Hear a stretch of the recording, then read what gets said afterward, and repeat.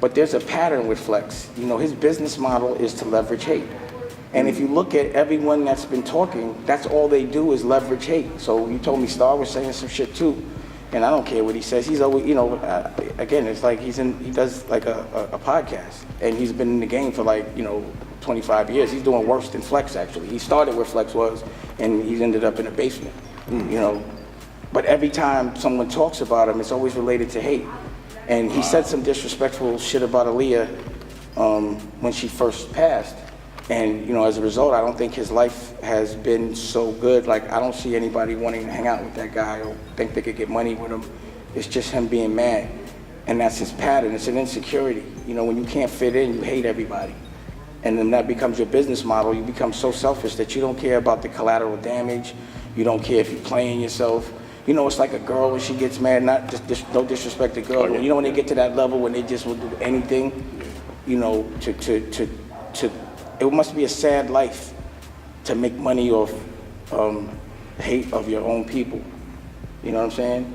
But again, he's not the kind of guy that I need anything from or that can help. But, you know, again, if that's the way he wants to monetize hate, I just think, you know, again, look at his life and ask yourself, do you want that life? And do you want that career? And do you want that kind of energy around you?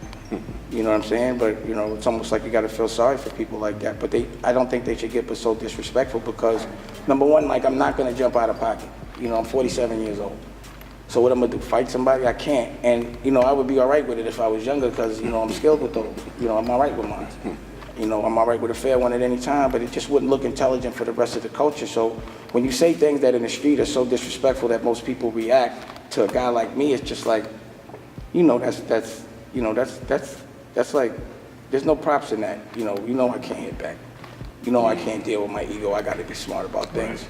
But I'm not going to jump out of pocket no matter how hard you try. And when you do things at a level where it's illegal, like where you can't just be talking about people and say things that aren't true just to prove a point or to monetize it, you expose yourself for a lot of liability, karmically and financially. So again, you know, my message is tread lightly. Like, you know, I'm minding my business, bro. I'm launching television networks. I'm buying companies. I'm not, you know, it's great. You know, that's real business. Yeah.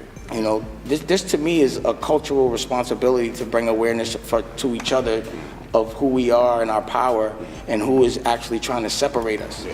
And we know what Flex has made clear is his agenda is to separate us. He's made it obvious to where he can't turn back. Like, name one thing that Flex has ever been famous for that was positive. Like, when does he get a reaction? It's only when it's negative. Name all these other people that you talk about, that everyone that's actually got involved in this have been people that sit in a room and that seem like they have a life that nobody else wants. And they want to bring awareness to it, but it doesn't look aspirational. It doesn't look fun to be Flex or Star or Bleak. That doesn't look fun. It looks fun to have children and raise them and love them and you know, bring care about other people and laugh. Nobody want to be mad all day and screaming and all that. But 47. Everyone that's speaking is over 40. The funny thing is no one young is saying a word. The younger guys must be laughing at the older guys like, yo, bro, you would become the new clown cakes. You understand? Like, that's why the young guys be laughing at the older cats, because, you know, they still petty. You know? Same thing we used to. It's a pattern of petty. The petty pattern. You know what I'm saying? It's crazy. It's a waste of time. Like, you know, find a new business model. I mean, it doesn't work. It doesn't yield.